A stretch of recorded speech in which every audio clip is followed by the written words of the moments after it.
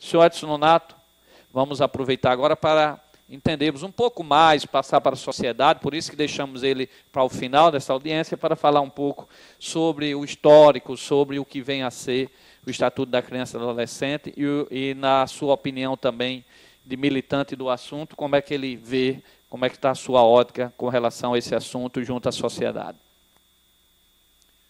Bom dia a todos, bom dia aos telespectadores da TV Câmara que nos assistem. Inicialmente eu queria cumprimentar a mesa em nome do professor e vereador Luiz Carlos e agradecer a oportunidade de nós estarmos aqui conversando sobre um documento muito importante que é o marco legal do nosso sistema de garantia do direito da criança e do adolescente. Dia 12 de julho, o Estatuto, como já foi dito, está fazendo 22 anos. E quando alguém faz um aniversário, sempre se reúne as pessoas, né? Então se fala sobre o aniversariante. Então, é sobre esse enfoque que eu gostaria de mostrar a importância desse documento que hoje o Brasil, graças a Deus, tem e que baliza todas as políticas das crianças e dos adolescentes. Se nós formos voltar na história, nós vamos chegar lá em 1924, né? Após a Primeira Guerra Mundial. As guerras mundiais, uma calamidade terrível para a humanidade, mas que elas produzem efeitos de avanço de tecnologia, que, de uma certa forma, não compensa os efeitos danosos que ela produz. Mas foi, após a Primeira Guerra Mundial, se formou a Liga das Nações como uma forma, foi a antiga ONU, para ver se os países não se enfrentassem novamente como se foi o que ocorreu na Primeira Guerra Mundial.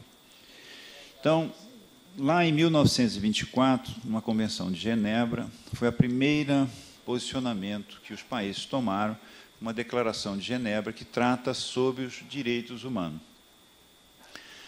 Mas, infelizmente, a Liga das Nações não produziu o efeito que os países beligerantes esperavam, né? E a coisa foi se desenvolvendo e ocorreu, então, a Segunda Guerra Mundial. Outra catástrofe para a humanidade muito grande, onde os direitos humanos não se tinha noção de respeito, mesmo nas regras de combate, mas que ressaltou de novo a necessidade de se ter um marco legal que se referenciasse à questão dos direitos humanos. O marco legal que dá o início à concepção contemporânea de direitos humanos, ela foi aprovada pela Assembleia Geral das Nações Unidas em 1948. Né? A guerra termina em 45, 3 anos depois. Então, tem a Declaração Universal dos Direitos Humanos, muito similar àquela Declaração de Genebra de 1924. Então, com essa Declaração Universal de Direitos Humanos, muitos princípios, muita discussão em convenções que se reuniam na ONU para se discutir esse tema. Então, esses princípios discutidos nessas oportunidades vieram constituir o que se chama Doutrina da Proteção Integral das Nações Unidas para a Infância, que foi, vamos dizer assim, essa doutrina que produziu a Declaração Universal dos Direitos da Criança em 1959. Agora, quer dizer, nós temos isso está se passando no universo dos países, mas aqui no Brasil, isso foi em 1924, que já foi mencionado aqui pelo Pedrinho, foi a criação do Código de Menores. Mas antes de 24, vocês vejam como é importante isso. Houve uma proposição de um projeto de lei de autoria do deputado João Chaves para a criação de um juízo de tribunais especiais para apreciação das causas envolvendo menores. O tratamento já era assim, menor, já era uma depreciação para as crianças. Assim. É que ele diz lá, materialmente, entre aspas, abandonados, moralmente abandonados, mendigos, vagabundos, até a idade de 18 anos. E os que tiveram delinquência até a idade de 16 anos. Isso eu estou mencionando para ver a visão que as pessoas tinham das crianças. Separavam, essas crianças não servem, não têm família, então não tem que ser tratado de uma forma diferente e cruel. Isso foi em 1912. Né? Em 1924, tem o primeiro código, que ele chamava o Código de Menores, que depois, nós estamos em 59, quando eu parei lá em 59, 24, em 79, já no período do regime militar, se criou também a situação do Código de Menores. Mas o mundo continuava discutindo essas questões na ONU. Quando chega em 1986, uma preparação para a Convenção Internacional de Direitos Humanos, e o Brasil participava dessa convenção, então foi acertada a questão da Declaração de Direitos Humanos da Criança. E quando é feita uma convenção internacional, para que ela tenha validade, é precisa uma autorização do Congresso Nacional.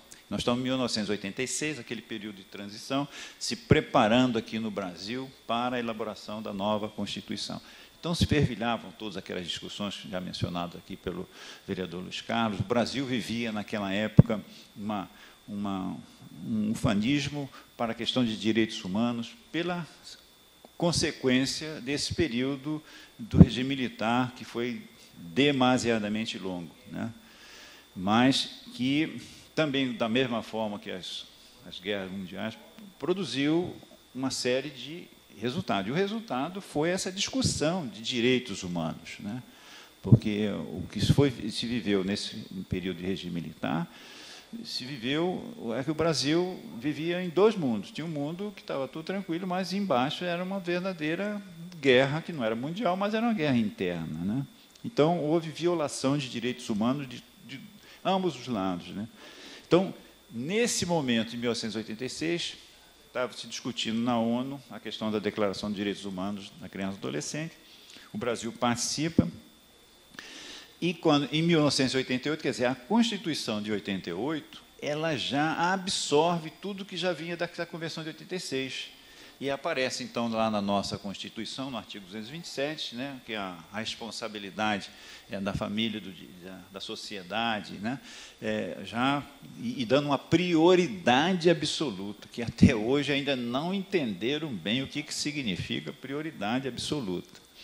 Bom, com isso, nós tivemos a nossa Constituição, onde é estabelecido, e um ano depois, aliás, 2 anos depois, temos o nosso Estatuto, que foi fruto dessa história toda, que eu procurei resumir aqui bastante, mas para a gente sentir como a evolução começa nos direitos humanos, depois mostrando a importância das crianças e adolescentes num contexto. Como foi Sófocles, que disse que o maior patrimônio que nós temos não é o pré-sal, não é os nossos minérios, não é a nossa Amazônia, não. São as nossas crianças e adolescentes, porque eles é que vão herdar o que nós estamos fazendo hoje. E hoje nós estamos vivendo essa violência que nós estamos vivendo no país, né, a entrada da droga. Isso é consequência da não compreensão do que significa prioridade absoluta nas políticas públicas. E se nós não atentarmos para isso, os gestores públicos, a coisa vai ficando cada vez maior. E veja, no Brasil, como disse o Pedrinho, é um dos únicos países que tem uma legislação própria. No Japão, primeiro, a criança não é considerada gente. A obrigação da criança e adolescente no Japão é estudar e obedecer os mais velhos. É Esse é que é o direito das crianças, né? Aí, agora vamos entrar na contextualização das pessoas que não ainda compreenderam a importância desse documento, Estatuto da Criança e Adolescente. É um documento completo, não perfeito, porque a perfeição vem com o passar do tempo. Mas, neste documento, se estabeleceu toda a estrutura, o esboço do sistema de garantia do direito da criança e do adolescente, né? Através do Estatuto é que foram criados toda essa estrutura de promoção, defesa e controle desse sistema, onde vários atores participam na parte de promoção. Por exemplo, a Centas, por que a Centas está aqui, veio aqui o secretário? Por quê? Porque a Centas, no município de Natal, é a detentora de maior número de políticas, de ações de políticas públicas com referência à criança e adolescente. Daí a importância e a visão que o gestor tem que ter para essas ações, para cuidar das nossas crianças. E esse sistema de garantia é como se fosse uma engrenagem, ele não funciona sozinho, ele funciona junto com o Sistema Municipal de Ensino, o Sistema Municipal de Saúde, enfim, todos esses sistemas que tratam direta ou indiretamente de nossas crianças participam disso, né? Então, aí eles falam, não, o Estatuto eles protegem os adolescentes infratores e as crianças em atos infracionais. Na realidade, o que estabelece no Estatuto, se nós formos ver o que traz a punição, é muito mais rigoroso para as crianças e adolescentes que o próprio Código Civil. Porque, como adulto, você tem uma série de atos legislativos que te protege, te dá liberdade, você é preso, você é solto. O adolescente não é bem assim. Ele tem todo um arcabouço de proteção, mas ele tem que cumprir as suas medidas socioeducativas. Quer dizer, então, tem dois aspectos aqui no Estatuto. Primeiro, ele criou um arcabouço de sistema em que os gestores públicos têm uma visão de conjunto, onde, através dos seus atores principais, né, que são o CONDICA, né, que nós já discutimos aqui, o Conselho do Direito da Criança e Adolescente, é o órgão central, é o que detém a competência de elaborar essas políticas públicas com relação à criança e adolescente, né? E quem vai executar seria, principalmente, a Centas, a Secretaria Municipal de Educação, de Saúde. Mas é isso que o Estatuto trouxe para todos nós, essa proteção. O que está falhando, então? É a pergunta, seria a produção do programa. Mas por que está falhando? Está falhando porque, por não ter a compreensão do que significa prioridade absoluta, isso é, na repartição dos recursos, vamos priorizar recursos para atender a essa política pública, os órgãos que têm a responsabilidade de cuidar dos nossos adolescentes e infratores, eles são mal dotados em pessoal, em recursos, e isto que precisa ser mudado. Aí a pergunta também, mas dando tudo isso, nós vamos recuperar? Eu digo para você, poderíamos melhorar bastante, mas é muito difícil. E por que é muito difícil recuperar totalmente? Mas nós não podemos dizer, não, então vamos deixar como está, não recupera totalmente. Pelo seguinte, as nossas crianças, já no ventre da mãe, já começam a sofrer violência humana. Ela já nasce num ambiente antagônico, é criado numa situação em que tudo lhe é negado, de saúde, de educação, de assistência social e oportunidades. Então, o que acontece? A criança, nessa fase inicial da vida, ela tem, falando em termos de tecnologia da informação, tem um HD novinho, em que todas essas pressões, essas violências, elas são gravadas, isso não se apaga. Daí a importância de nós termos a preocupação a partir da gestação, de cuidarmos da mãe, para que essa criança possa chegar ao mundo com um mínimo de tranquilidade, de segurança e de perspectiva de vida. Então, o que nós vamos fazer com essas gerações todas que já sofreram isso? Nós vamos atenuar isso. É um sofrimento muito grande. Nenhuma criança nasce infratora, nenhuma criança nasce usando droga, né? Eles foram levados por isso. Então, nós temos que reconhecer que nós estamos pagando hoje um preço alto, e vamos pagar um preço ainda maior se não atentarmos o que está previsto nesse estatuto. Portanto, eu procurei dar aqui assim, falar sobre o aniversariante e a importância dele. Eu espero que no ano que vem nós possamos discutir novamente, mas já com um alento melhor sobre o que nós podemos fazer. A Frente Parlamentar, ela tem um ator dentro do sistema de garantias que faz exatamente essa coisa, trazer esses assuntos para nós discutirmos e indicarmos encaminhamentos para os gestores. Portanto, muito obrigado pela oportunidade. Muito obrigado. Nós que agradecemos ao senhor Edson Nonato, por isso que deixamos ele aí por último, né, para fazer esse histórico, ele que milita também muito nesse assunto, e eu procurei pessoalmente para fazer esse convite, porque, na verdade, é um tema, o ECA, é um tema, o Estatuto da Criança e Adolescente, é um tema para muitos novo, muitos não sabem nem do que falam, já ficam criticando. Nós sabemos que tem muito para que ser aperfeiçoado, mas é a base, é o que tem ali de início que pode contribuir muito para as políticas públicas voltadas para crianças e adolescentes. Se não tivesse, seria como antigamente, em 80, 70, cada um fazia um jeito que achava que era melhor de resolver para as crianças, para o adolescente, cada prefeitura de um jeito, né? Cada estado do outro, às vezes totalmente diferente das ações, outros até prejudicando mais, e isso é uma evolução.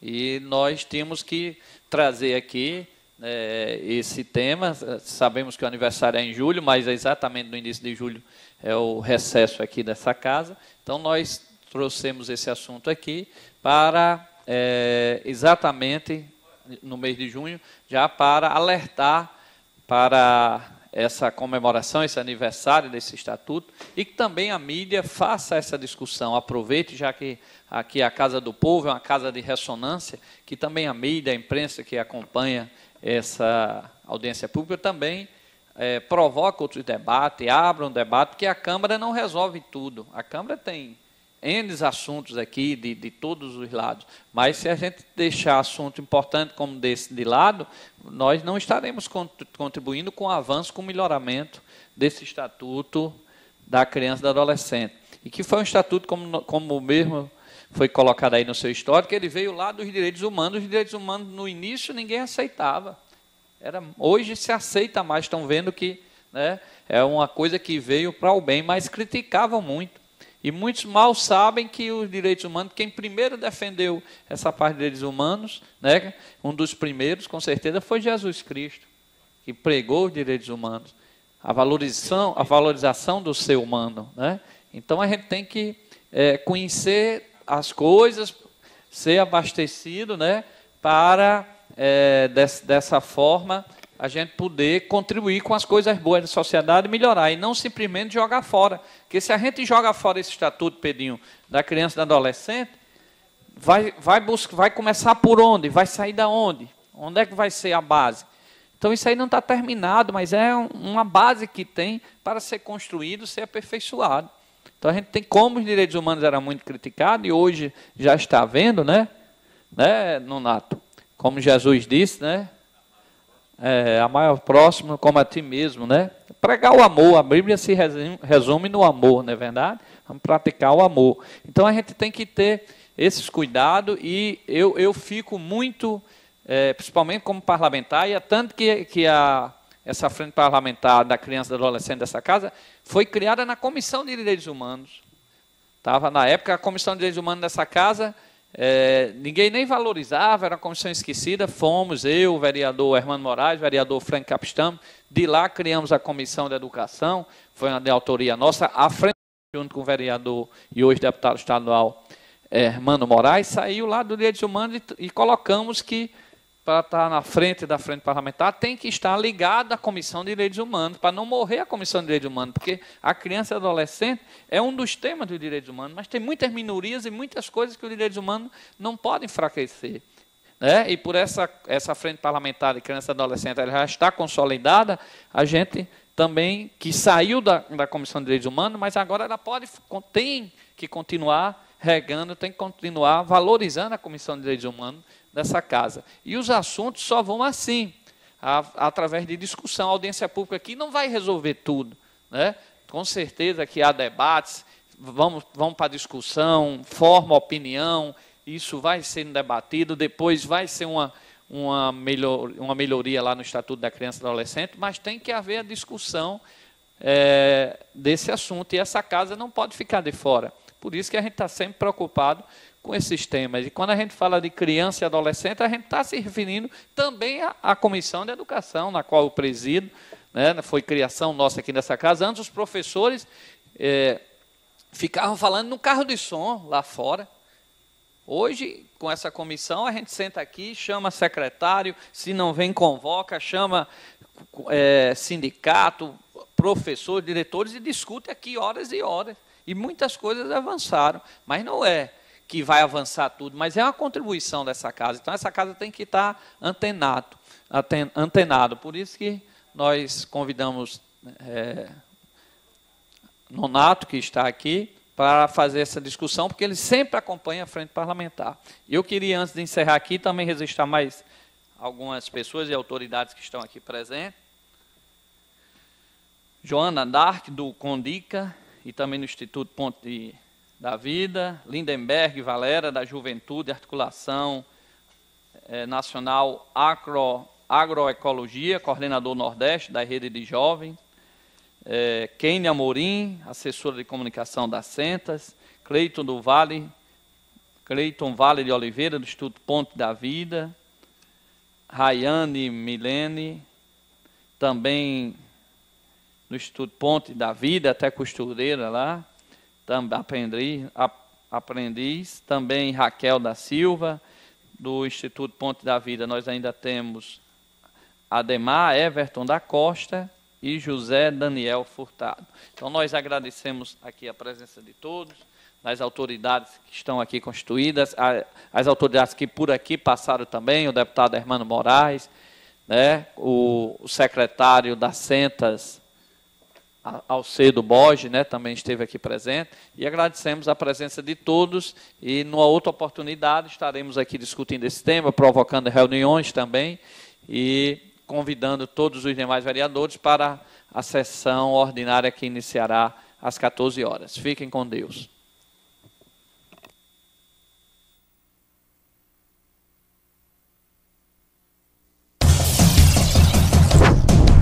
TV Câmara Natal, canal 37.